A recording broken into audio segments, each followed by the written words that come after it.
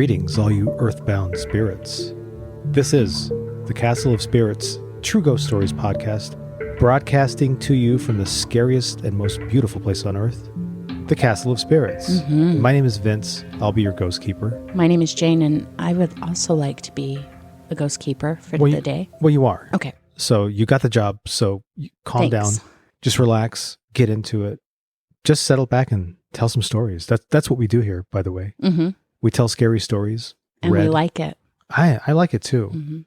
Tell me, Ghost Keeper Jane, do you have any thoughts today on the state of the scares in the world? Yeah, I do. You know, Vince, every single day, more and more ghosts are added to the world. And more hauntings are taking place. You know, I actually got it in my head one day, wondering how many people die and how many people are born each second. You know what the answer to that question is? Ask the Google. Kind of, but I did it the hard way. I found out approximately how many people die every day and how many people are born every day. And then I actually did it on a calculator to determine what those answers were. Mm-hmm. On average, about 4.5 people are born every second. Wow. So let's round that up to 5, right? And about 1.8 people die every second. So 5 people are born every second and 2 people die every second. That sounds like a recipe for overpopulation, which it probably is.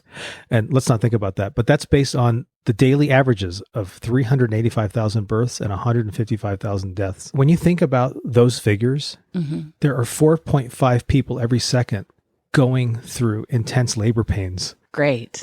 That sounds fun. And there are 2 people every second that are breathing their last breath. That gives you a kind of a, if you zoom out and look at the world with those statistics in mind, that reality in mind, I get the impression that humanity is like this big, roiling ant pile. It really gives you perspective. If you can go 4.5 seconds without giving birth or 1.8 seconds without dying, you're doing really well. Anyway, I didn't want to bring the show down, but that was something that popped into my head. Well, you definitely took it to a serious tip. Now, Ghost Keeper Jane, will you take us to a less serious tip, but still a little bit serious, and tell us a true ghost story? Would you say that you would like it taken to a spooky tip? I would. Let's take it to a spooky tip. Let's do it. This story is called Lady, and it was submitted by Francis in Rhode Island, USA, October of 1999. I was only 7 years old at the time in 1977, and I can still remember this experience as clear as if it were yesterday. We were a family of 10 living in this old farmhouse built in the 1700s. It had 3 bedrooms, a kitchen, bath, 2 parlors, and 1 laundry room on the first floor, and 2 bedrooms and a large sitting room on the second floor. In the spring of 1977, my parents decided to put a second bathroom in. With all the kids, it was just too much. A close relative of my dad's, who was a plumber, found a vacant space on the second floor beside one of the chimneys.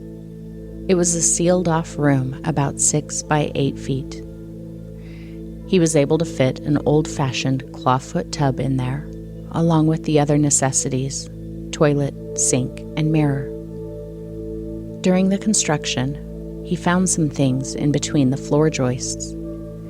It was an old pair of jeans, a carpenter's apron, and a ball. We all thought that was strange. The bathroom was finished by the summer.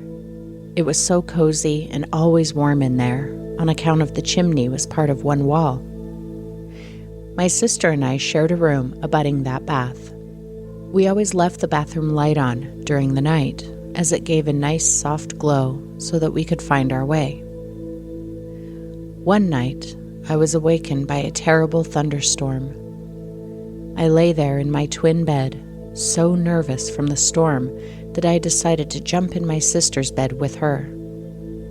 It took a while, but I finally fell back to sleep. Later, awoken by the pain of a full bladder, I sat up in her bed, and as I leaned forward to get off the bed, someone came out of the bathroom. I looked and just didn't recognize the figure there in the soft glow of the bathroom light. It was a woman. She immediately looked at me and headed right towards me. I stared and asked, "What do you want?" And she smiled. I could not see any color on her, but her teeth were so white. She wore a long flannel-type nightgown with lace at the ends of the sleeves. She had long, curly hair and wore a bonnet. It was so strange. I thought, how come I can't see the whites of her eyes, but her teeth are so white? She had a beautiful smile as she proceeded toward me with her arms held out as if she were going to embrace me. When she did not answer, I became frightened. I didn't know who the heck she was. I hit my sister, but she didn't wake up. I laid down as close to her as I could, totally speechless, as the lady reached at me and began to tickle my stomach. I felt her. She was cold, but I could feel her. I pushed her hands off my stomach and rolled right over my sister onto the side of the bed closest to the wall. I buried my face in the pillow and held my breath.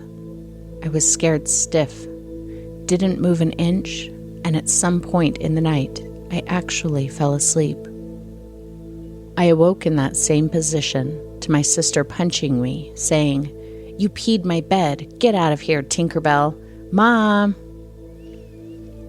I tried to explain, but she just didn't care. She was so pissed off at me. Less than a year later, during the blizzard of 1978, our house burnt down. Although it was 2 a.m. when it happened, we all made it out alive. One day, while our parents were building a house on the same lot about 20 yards away from the old burnt house, I saw an old man and an old woman drive up to the old house. I walked over to them and asked if I could help them. They both smiled in a sad way at me and asked what happened to the house. I told them the story and then asked them why they were so interested in the old house. They told me they grew up there. They were adopted by their auntie, who had fostered many other children of the state there at that house. They proceeded to tell me how much she loved children, and they also told me that she had died upstairs in the middle room, the sitting room, in her rocking chair. My heart stopped for a moment as I thought to myself about the lady I saw that night. I don't know why, but I didn't say anything to them about what I had seen. I guess they kind of just confirmed to me that she was just that, a lady, and that was good enough for me. I was no longer spooked by the memory of her visit, but understood her visit to me, a 7-year-old child. Many years later, I was talking with one of my other sisters, and she began to tell me about a woman she had seen at her bureau one night, there in that same house. She said the woman was picking up her perfumes and smelling them. She looked away for a second, then back, and she was gone. Thank you again to Francis in Rhode Island, USA, for submitting Lady in October of 1999. I think there's a weird dichotomy there. You know, seeing a woman who obviously shouldn't be there, coming toward you with her arms outreached, smiling. Like right there, that sounds horrifying. Well, we just watched the movie Smile again last night. I know, so of course I was picturing that humongous, wide smile. But then to have it be a beautiful smile and, I mean, a scary experience to be sure, because it's somebody who's not supposed to be there, but a pleasant, scary experience, I think. I don't know. I almost feel like that's a little bit scarier, because it's like we were talking before many, many episodes ago, almost 2 years ago, I think, we did the episode Blunt Force Haunting.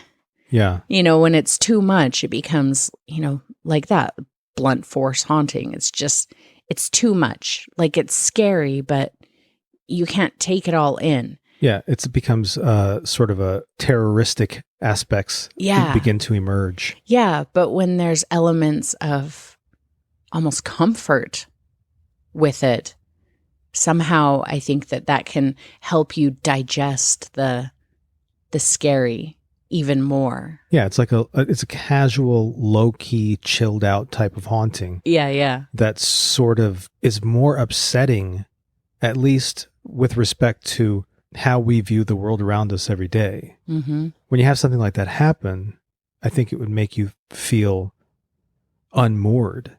Yeah. But also, another part of the story that was just quickly mentioned, but I thought was creepy. Why was there a walled off room? It's just walled, this little 6 by 8 foot room. It's just walled off. Where was this? Rhode Island? Yeah. Was this owned by Edgar Allan Poe at any point in his life? That was the cellar. Oh, yeah. Was Fortunato in there? But yeah, that's kind of been like a dream of mine forever, is having a house where, literally a dream, we've talked about this, but having a house where you just one day discover a little room that's just like walled off. Why? How did I not know this room was here? Yeah, and I think that those kinds of dreams it's obviously a metaphor in your mind for maybe discovering some other part of you that you weren't aware existed or something like that. Oh, yeah, you're talking about my actual dreams. Yeah, I've had those kind of dreams too. Mm-hmm. And I wonder if anybody else has had those dreams. So if anybody listening has ever had a dream like that, where you sort of discover this unknown room in your house or a house that you're in. And a lot of times for me, that room is haunted. Yeah. And there's a spirit. Humongous. Like, I can't see the back of it. It's an enormous room cluttered with furniture. Yeah. So twofold here. If you've ever discovered in real life a hidden room in your house that you had no idea was there, we want to hear everything. Even if you think it's boring, you're like, it's really not that great of a story. No, it is. Bonus points if you have photos. And if you have those recurring dreams about discovering rooms that are previously unknown in your house, we'd like to hear about that too, because those are dreams that we have quite frequently and have on and off for years. And if there's one thing that we like in this world, it's knowing that we are not alone. That's right. That's not just you and me. Right. That's everybody, I think. Hey, Vince. Yes, Jane. Speaking of not being alone. Yes. Do you have a story to read to us? I do, actually. Okay. I do. I found a couple of really cool stories in the Castle of Spirits library, and I chose a couple of them. The first one that I'm going to read today is called The Lady on the Road. It was submitted by Brent in Victoria, Australia in November of 2006. My story begins as we traveled along the Princess Highway just past 8 p.m. on a Sunday night. Having left a friend's house about 15 minutes earlier, my girlfriend, Armin, and I were heading home. I was driving while Armin rested her head on the passenger window. It was dark, and there were no other cars around on the highway just past Dufton, which is strange for such a busy area. Approaching Hallam, where we live, we passed a well-lit service station and a McDonald's. After that, the road became dark, with a long line of trees on the left side acting as a barrier between the road and the footpath. A fence blocked out the line of houses along the road. About halfway along the stretch of trees, I noticed the shape of a person ahead on the side of the road. I thought nothing of it, assuming that it was just someone waiting to cross. As we got closer, my car's high beams hit the person, and what we saw made us both sit up straight. About 50 meters ahead stood a woman, around 40 years of age, with gray hair. She had her left arm raised as if trying to flag something down, and in her other hand, she held what looked like a plastic bag. She seemed like a normal lady standing on the side of the road, but as we came closer, her face revealed pure horror, with her mouth wide open and eyes stretched out. Something about her did not look right. Armin, also seeing this, asked, "Is that lady all right?" I didn't answer. As we passed her, we both looked out and felt something eerie. I decided to pull over, thinking this person might need help. I slowed down, pulled over, and looked back. The woman was no longer there. We looked at each other, and I started to drive faster than usual, not saying a word until we arrived home. Once inside, we discussed what had happened and confirmed that we'd both had seen the lady. We were convinced we had seen a ghost on the side of the road. Sure, it could have been just a normal person needing help, but for her to disappear right after we pulled over was spooky, to say the least. And that's called The Lady on the Road, written and submitted by Brent in Victoria, Australia in November of 2006. A classic roadside haunting if I have ever heard one before. I would love to see something like that. My God. Of course, I have seen things like that in the past. We've all seen people on the side of the road needing help.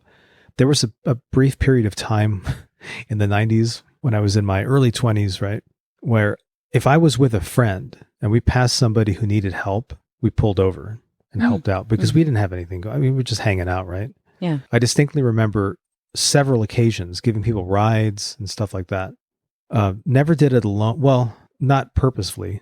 I did have a girl jump into my car and ask for a ride, and she looked like she was in serious distress. Really? And it was late at night, and I was at a gas station, and this girl just said, "Can I have a ride?" And she got in the car. She looked like she was trying to get away from somebody. So I gave her a ride. I said, I'm only going like 15 miles, so I hope that's far enough.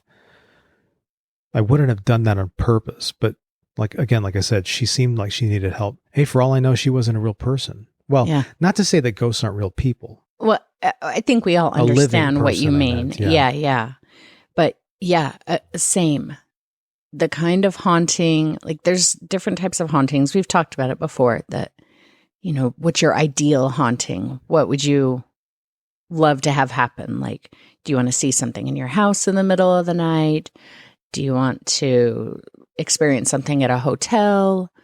I want to be driving down the road and see a Resurrection Mary type figure on the side of the road.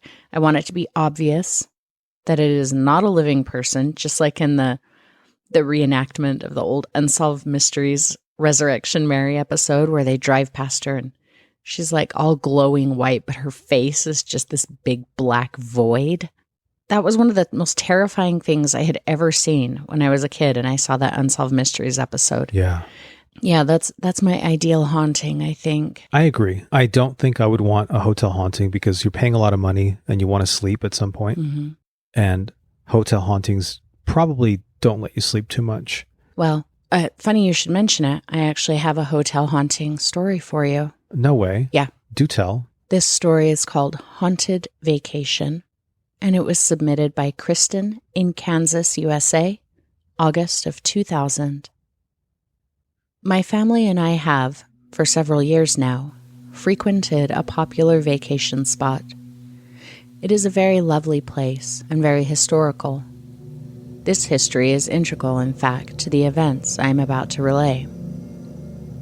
One year, we stayed at this century-old hotel that was built sometime around the middle to late 1880s. It was a grand hotel for several years. Then, around the turn of the century, was made into a hospital, and later a girls' school and dormitory. Much later, it was turned back into a hotel and has undergone much renovation to restore it to its original grandeur. So my family and I stayed for a week at this hotel. One evening, my brother and I were swimming in the outdoor hotel pool. Suddenly, I looked up at the back of the hotel and noticed a woman standing in one window, looking back at me. Noticing I had stopped swimming, my brother followed my gaze and also spotted the lady in the window. I noted that her hair was pulled up in a bun on top of her head, and her shirt had a high-necked white collar, but that was all I could see of her. We turned to each other, and when we looked back, the lady had left. We were the only ones in the pool at the time, and were kind of weirded out that someone was staring at us, but shrugged it off and soon forgot it.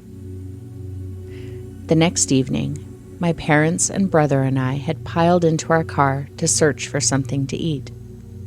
As we drove off, I looked up at the full floor-to-ceiling windows that were at the edge of the hall that led to our room. Standing the next floor up was the same lady that had watched my brother and I swim the day before. This time we could see her fully. She was wearing a high-necked, long-sleeve white dress that reached the floor, and her hair was pulled up on the top of her head, the same as the day before. My brother said, "Hey, isn't that the lady we saw yesterday?" This time, same as the last, she seemed to be staring at us. We all felt like it was rather odd that someone would be wearing a dress like that in July, but my father said it was probably just someone dressed up to fit the historical era of the hotel. The next day, as we checked out of the hotel, my mother inquired why they hadn't seen any more historical dressed people around. At the hotel clerk's quizzical look, she went on to describe our experience. The lady told us that the wing that is opposite the pool was currently closed for renovation and not open for anyone, as construction was halted for a while. She went on to say that the lady we had described has been seen by several people over the last 40 years, and the room directly above us was a room that reports of strange happenings have come from ever since the hotel had first been renovated. Thank you again to Kristen in Kansas, USA, for submitting Haunted Vacation in August of 2000. We have a lot of ladies in our stories today. Yeah, it just occurred to me also that your first story was called Lady. Mm-hmm. My first story was called Lady on the Road. Mm-hmm. And this one was about a lady.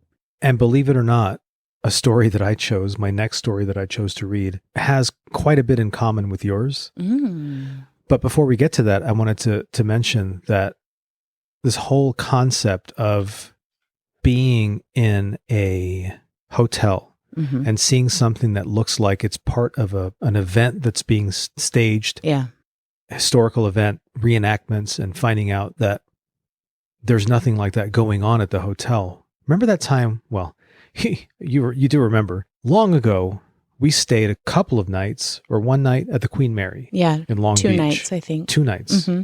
It was awesome. Highly recommended to everybody. Take the ghost tours too, of course. Yep. While we were there, we didn't know, but they were having a bagpipe convention of some sort. Scottish festival. Scottish festival. All I remember were the bagpipes. Because they were everywhere. We would walk past like a stairwell, and there would be like a guy in a kilt and a bagpipe standing in the stairwell where there's nobody else and like practicing his bagpipes. And you'd go around the corner and there's another, like they were everywhere. As an interesting aside to the story, to the people listening, one of those people walking around, not playing a bagpipe, but walking around in a kilt was the actor Curtis Armstrong. Yeah. Everybody knows him as Booger from Revenge of the Nerds, or Herbert Viola from Moonlighting. Or Charles DeMar from Better Off Dead. That's right. We also ate dinner like right next to him and his family. We were eating on the Queen Mary the night before the Scottish festival. Yeah. And a guy and his wife and a couple of kids came in, and it was kind of far away. And I said, "Oh, look, it's Curtis Armstrong." And then I took a closer look and I said, "Oh, it is Curtis. It's Curtis Armstrong. Oh my God, he's here. He's here." And Jane's like, "Who the hell is Curtis Armstrong?" No, I did not. I know who Curtis Armstrong is. Oh, okay. I thought that I had to explain. It's Booger. No. Don't say Booger. And I was just the whole night long, I was watching them. And I kept saying, stop staring at the man. I was watching because I was waiting for him to get up and go to the bathroom. I was going to follow him in there. Ooh, you're creepy. I just wanted to tell him, I'm a big fan of your work and you're the best thing about everything you've ever been in. enjoy your dinner. I didn't want to bug him. Very factual statements there. So when we left, he was still there eating with his wife and kids. And I nodded at him, and he looked at me. And then the next day I bumped into him as we were rounding a corner of the ship during the Scottish festival, I guess the ramp up to it, because there was not a lot of people there, just people in kilts and bagpipes. And the whole place was alive with screaming bagpipe music. Yeah. And so I walked right past him, and it was so loud I couldn't say anything. I just kind of looked and nodded again and went on my merry way. Anyway, that's one of my little brush with fame stories. Yeah, but you brought up the Scottish festival and the bagpipes for a reason, and it was not to talk about Curtis Armstrong. That's right. It was to illustrate the fact that what if we found out that there had been no bagpipe festival there, and it was all in our experience, it was all in our heads. And Curtis Armstrong has been a ghost in a kilt all this time. Or maybe it was, or it could have been some really vivid dream he was having that we staggered into somehow. I don't know. I think it was a Scottish festival attended by Curtis Armstrong. I prefer to think that it really wasn't, and there was nobody else on the ship but us. Well, that was a really long build-up to not much of a payoff, Vince. Yeah, sorry about that. I'll try to pay you guys off now by reading that story that Please I promised. Do. And I chose this story partially because it takes place in San Juan, Puerto Rico, which is where I was born. I haven't been back since I was 5, but I love ghost stories that take place in Puerto Rico. Makes you feel like you're at home. I guess in a way it does. The island calls to me. This one was written and submitted by who knows who, anonymous. In the USA, probably San Juan, Puerto Rico. In December of 2003, it's called A Ghost in Old San Juan. On November 7th, 2003, I was in the city of Old San Juan in Puerto Rico, a lovely island in the Caribbean east of the island nations of Cuba and Hispaniola. The same day, the musical Chicago was opening at the Tapia Theater. It was the first time that this show was brought to Puerto Rico, and my friends were producing it, so I bought box seats and went to the show. The Tapia Theater was built in the mid-19th century and is relatively new for Old San Juan, where some buildings date back to the early 16th century. The old city has a lot of history and has been attacked many times over the years by the British and the Dutch. I suppose it is a good place for ghostly activity. I was in box 105 with 2 friends who were visiting from New York. We were enjoying the show, and nothing unusual happened until after the intermission. Box 105 had 6 seats in it, and we occupied the front 3, while the other 3 in the rear were empty. The only entry into the box was through a private wooden door that only we were allowed to use. Shortly after the intermission ended and the second half of the show began, I turned away from the show to say something to my friend. When I did that, I noticed a woman sitting behind us in the box. She was peering over our shoulders at the show. She wore her black hair up and was wearing a white gown in a style resembling those worn by women in the early 20th century. She looked stout and middle-aged. At first, I thought that this person must be, like me, a friend of one of the producers, and so I turned to greet her. As I turned fully around to do that, her eyes turned from the show to look at me, and within a second, she vanished right before my eyes. She simply popped right out of existence. My mouth was frozen in the middle of forming my greeting. I managed to keep my cool. One does not have hysterics in a box at the Tapia Theater, but I barely managed to keep my voice low as I explained to my friends why I had nearly jumped out of the box.